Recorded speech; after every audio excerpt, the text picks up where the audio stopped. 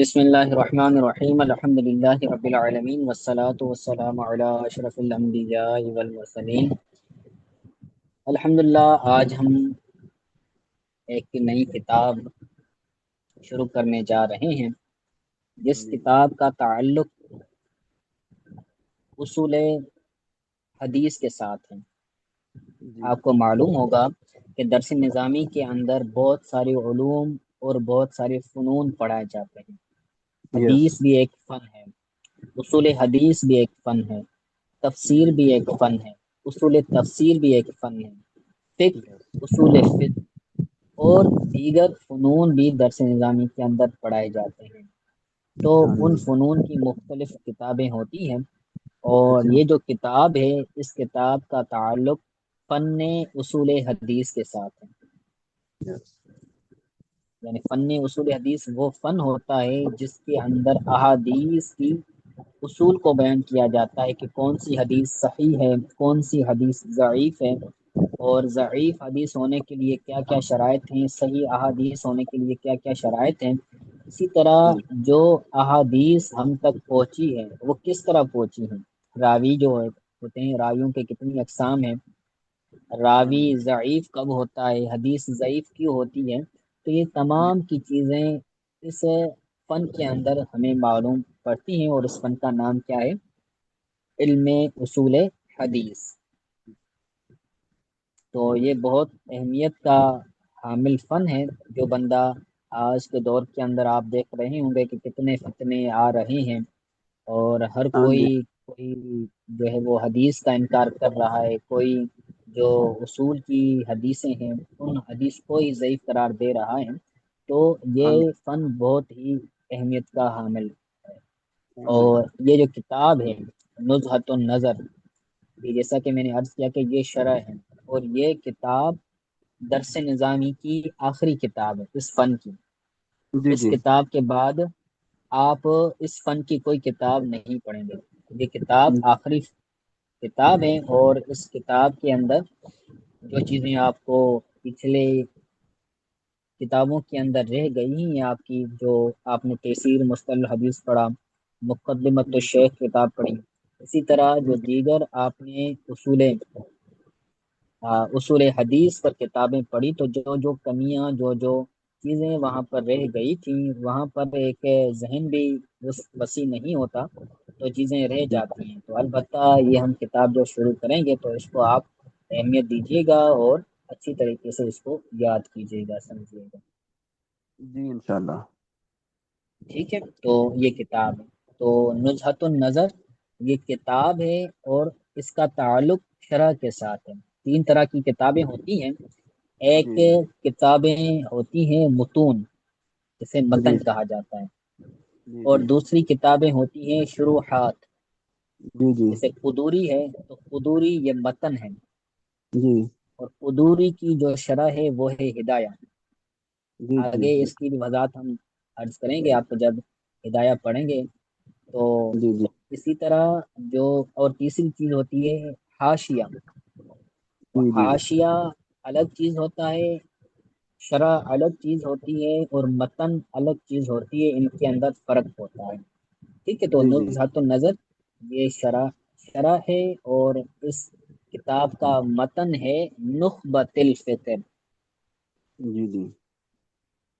ٹھیک ہے، تو اگر آپ کے پاس کاپی اور پین ہو تو یہ لکھنے کے متن نخبۃ الفکر ہے، اور اس کی شرح نزہۃ النظر ہے۔ ریکارڈنگ بھی ہو رہی ہے تو انشاءاللہ آپ کو ریکارڈنگ پیش کی جائے گی، البتہ اس کو آپ نے یاد رکھنا ہے۔ متن ہے یہ نخبۃ واضح، الفکر۔ جی نخبۃ الفکر یہ متن ہے، جی اور نزہۃ النظر یہ شرح ہے۔ جی جی ٹھیک ہے۔ اب اس کا پورا نام نزہۃ النظر فی توضیح نخبۃ الفکر فی مصطلح اہل العصر۔ دقیق نظر، نزہہ بولتے ہیں دقیق، دقیق نظر نخبۃ الفکر کی وضاحت میں۔ توضیح کا مطلب ہے وضاحت۔ وضاحت، جی نخبۃ الفکر کی وضاحت میں دقیق نظر جی کی مصطلح اہل العصر، جی اہل اثر، اثر کہتے ہیں حدیث کو، جی یعنی جی محدثین کی اصطلاح میں، مصطلح کا مطلب ہے اصطلاح، اہل ٹھیک ہے حدیث کی اصطلاح میں نخبۃ الفکر کی وضاحت میں دقیق نظر، یہ ٹھیک کتاب ہے کا پورا نام ہے۔ ٹھیک ہے، تو جی جی کتاب بعض بچے پڑھ جاتے ہیں لیکن کتاب کا انہیں مطلب پتہ نہیں ہوتا، تو یہ بھی ایک اہمیت کا حامل ہے، بندہ پڑھ رہا ہے جی تو جی ایک اچھی طرح سے اور دقیق انداز سے پڑھتا ہے۔ ٹھیک ہو گیا کتاب کا نام۔ جی جی آ گیا سر میں نے۔ اس کے بعد ہے اس کتاب کے مصنف رحمۃ اللہ تعالی علیہ، تو کتاب جی کے مصنف الامام الحافظ احمد بن علی بن محمد بن حجر عسقلانی، جی امام ابن حجر عسقلانی جو کہ مشہور جی جی محدث ہیں، ان کی یہ لکھی ہوئی کتاب ہے یعنی اس کتاب کا جو متن ہے وہ بھی انہی نے لکھا ہے، اور اس کتاب کی جو شرح ہے وہ بھی انہوں نے خود ہی لکھی ہے۔ کئی مصنفین ایسے ہیں جنہوں نے پہلے کتاب لکھی، پھر جی اس کتاب کی خود ہی آگے شرح لکھی، جی جی جیسے ہدایہ ہے تو ہدایہ بھی مصنف علیہ الرحمٰ نے خود کتاب لکھی تھی، پھر اس کتاب ہی کی آپ نے خود شرح لکھی۔ ٹھیک ہے بدایت المقتدی لکھی تھی، پھر بدایت المقتدی کی انہوں نے شرح لکھی ہدایہ۔ ٹھیک ہے تو بسا اوقات مصنف خود کتاب لکھتے ہیں پھر اسی کتاب کی شرح لکھ دیتے ہیں، تو آپ رحمت اللہ تعالی علیہ بھی انہی میں سے ہیں۔ آپ کا نام احمد بن علی ہے، جی اور آپ جس نام سے مشہور ہے وہ ہے ابن حجر عسقلانی۔ آگے آپ کا تعارف بھی آ رہا ہے انشاءاللہ تعالی۔ جی جی آپ کی پیدائش 773 ہجری میں ہوئی، جی 773 ہجری میں آپ کی پیدائش ہوئی، اور جی 852 ہجری میں آپ کی وفات ہوئی۔ ٹھیک ہے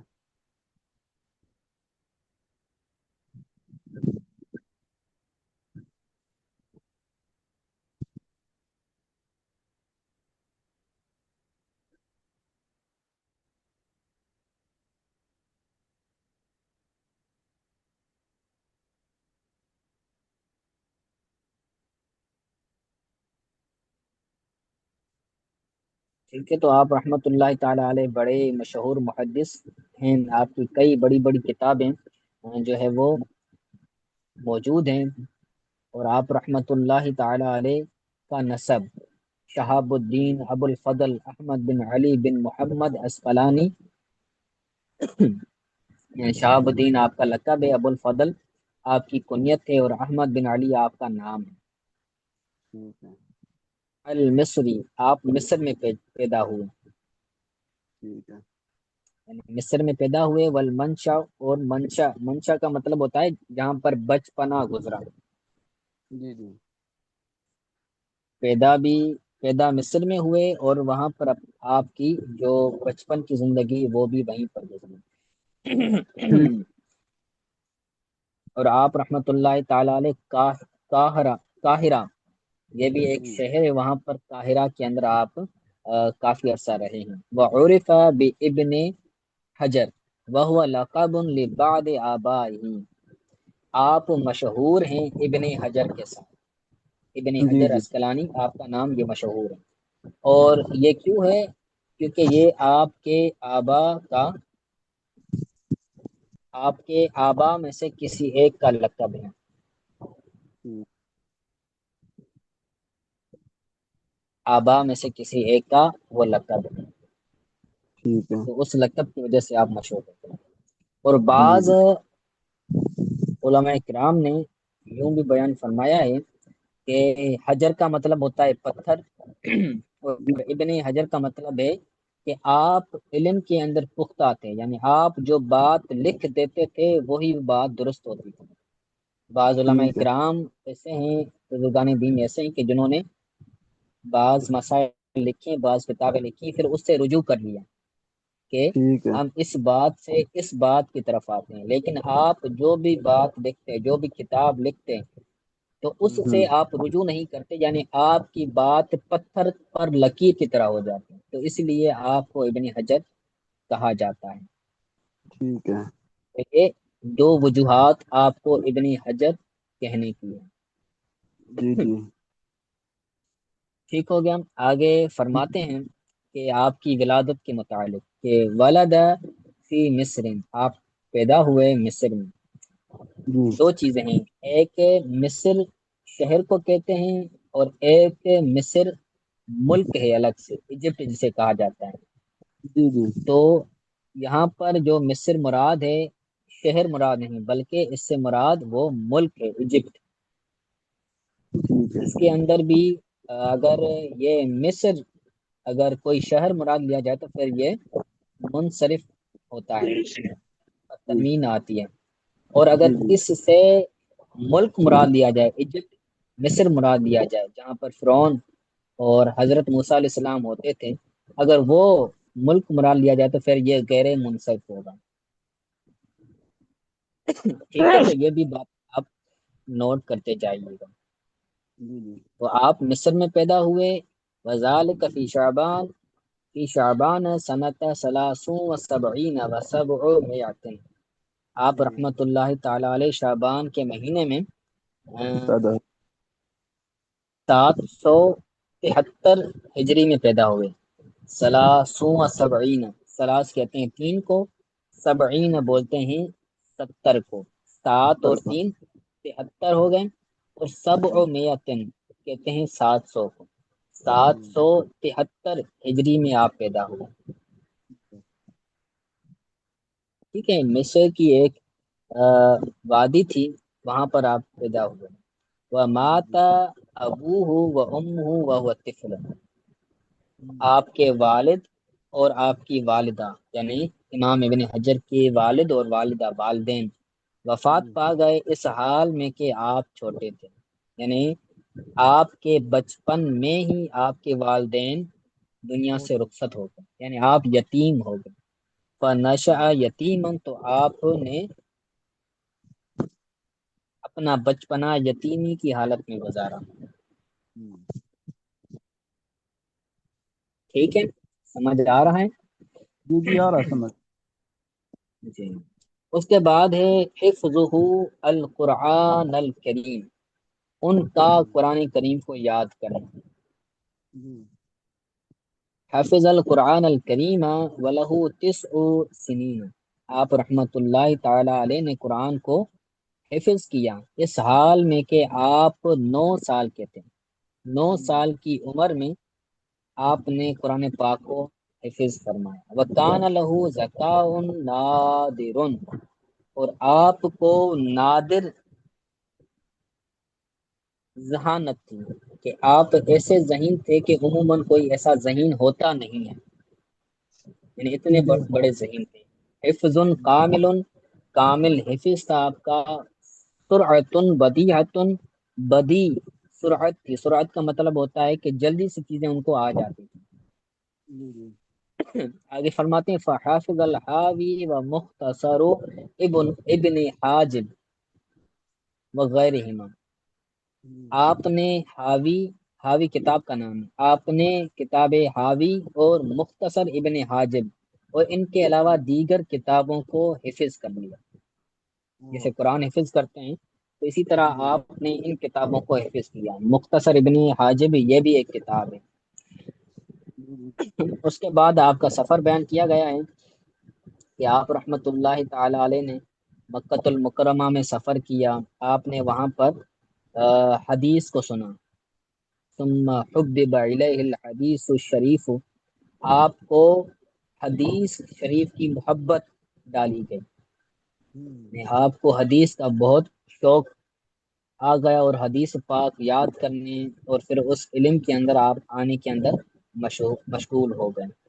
تو پھر آپ رحمت اللہ تعالی علیہ نے جو حجاز مقدس ہے، مکہ مدینہ، اسی طرح شام، اسی طرح مصر، تو وہاں کے جتنے جتنے بڑے شیوخ تھے، بڑے بڑے شیوخ حدیث تھے، تو وہاں جی سے انہوں نے حدیث کو طلب کیا، حدیث ان سے لی۔ جی آپ رحمت اللہ تعالی علیہ کو پھر انہوں نے تدریس کا حکم دیا، تدریس یعنی حدیث پڑھانے، فائن اور اسی طرح افتاء فتویٰ دینے کا بھی آپ کو ان شیوخ نے حکم دیا۔ جی اسی طرح آپ رحمت اللہ تعالی علیہ نے قرآن کریم 7 کے اندر پڑھا، اور کافی فنون کے اندر آپ نے کوشش کی، اور ان فنون کے اندر آپ کو ایک انتہا، ایک غایت نصیب ہوئی۔ یہ ٹھیک ہے، قرآن تو آپ کریم، قرآن کریم کے وجہ سے پہلی بات کیا بتائیے؟ قرآن کریم کے حوالے سے پہلی بات یہ تھی کہ آپ نے 9 سال کی عمر میں قرآن کریم کو یاد کیا، جی جی نہیں، ابھی جو جس میں 7 کا ذکر ہے۔ 7 قرأتوں کے اندر۔ اچھا اچھا اچھا، سب آخرات میں۔ ہاں ٹھیک۔ اس کے بعد آپ نے حدیث کو نشر کیا، کافی جی کتابیں آپ کی حدیث پر مشتمل ہیں۔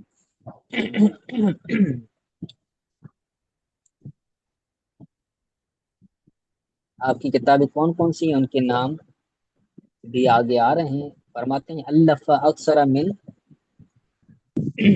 150 خمسین خمسون و الف الف مؤلف، آپ نے 150 کتابیں لکھی، 150 جی کتابوں سے زیادہ لکھی۔ جی ایسا نہیں کہ جو ہے وہ 150 جلدیں اس سے مراد ہے، بلکہ اس سے 150 کتابیں مراد ہے، اور ایک ایک کتاب، کئی کئی کتابیں 20 15 اور 10 جلدوں پر مشتمل ہے، تو ان کا بڑا تصنیف کے اندر بھی کارنامہ ہے۔ کہتے ہیں جی بعضها 20 مجلدا، بعض ان کی جو کتابیں ہیں وہ 20 جلدوں تک ہیں۔ جی جی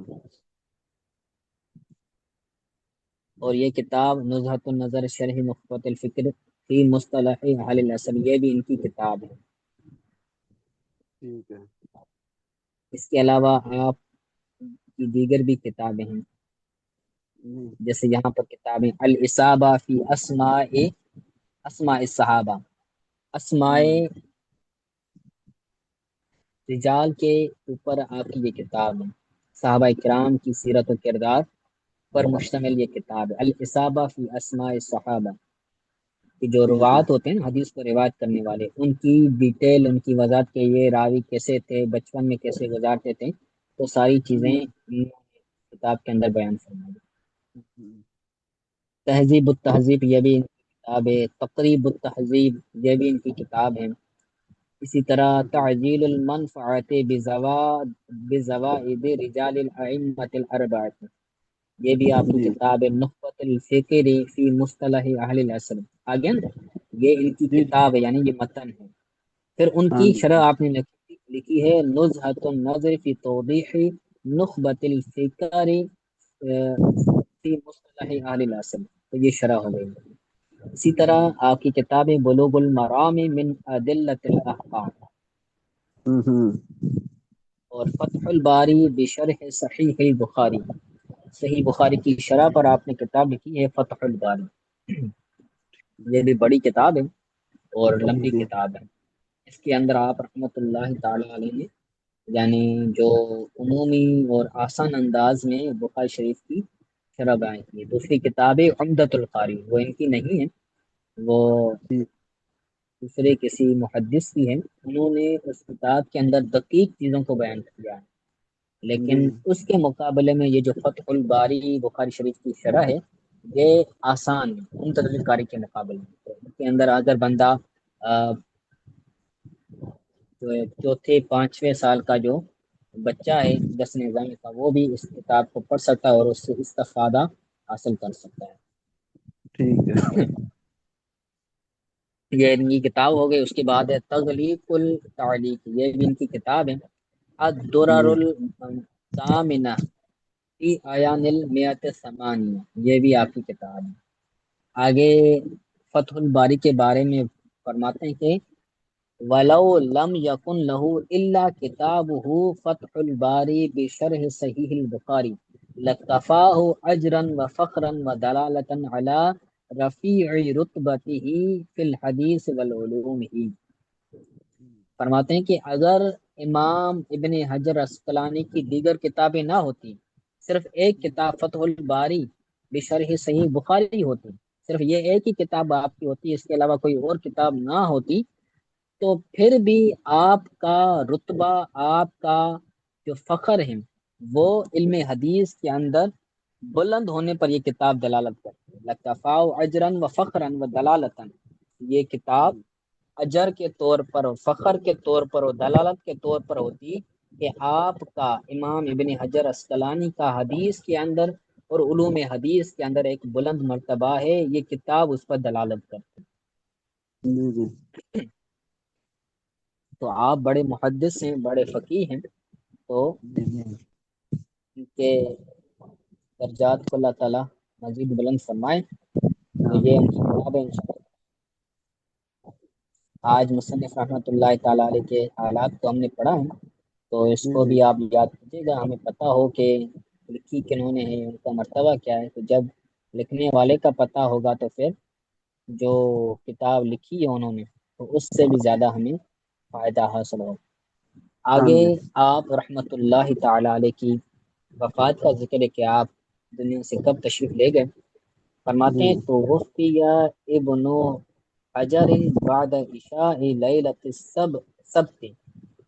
हम्म आप इमाम इब्न हजर अस्कलानी हफ्ते की रात इशा के बाद हम्म 8वीं जुल्हिज्जा को वफात पा गए। हफ्ते के दिन यानी इशा के, हफ्ते की रात इशा के बाद, यानी आठ। कल हफ्ता था, जी जी। इशा के बाद आपकी वफात हो गई। और 8वीं जुल्हिज्जा तारीख थी, और 852 हिजरी सने हिजरी था। रहमहुल्लाह ताला, अल्लाह ताला की उन पर रहमत हो। व जज़ाहु अनिल इस्लाम वल मुस्लिमीन खैरम मा यजज़ी बिही इबादुहुल इबादुहुल सालिहीन मिनल उलमाइल आमिलीन। अल्लाह ताला उन पर रहम फरमाए और उसकी इस्लाम और मुसलमानों को बेहतरीन जज़ा अता फरमाए कि जिससे अल्लाह ताला के बंदे, अल्लाह ताला के नेक साले बंदे, उलमा और अमल करने वाले उलमा जो है वो उससे जज़ा हासिल करें। ठीक है, तो ये दुआया कलमा है मुसन्निफ रहमतुल्लाहि ताला अलैह की दिए। ठीक है, तो अल्लाह ताला उनके बेशुमार मकामात मंजिलें बुलंद फरमाए और उनके सबके हमारी बख्शिश को मगफरत फरमाए। तो आज के लिए इतना सबक काफ़ी है। आज के सबक के हवाले से अगर कोई बात समझ नहीं आई, कुछ पूछना हो, तो आप बआसानी पूछ सकते हैं।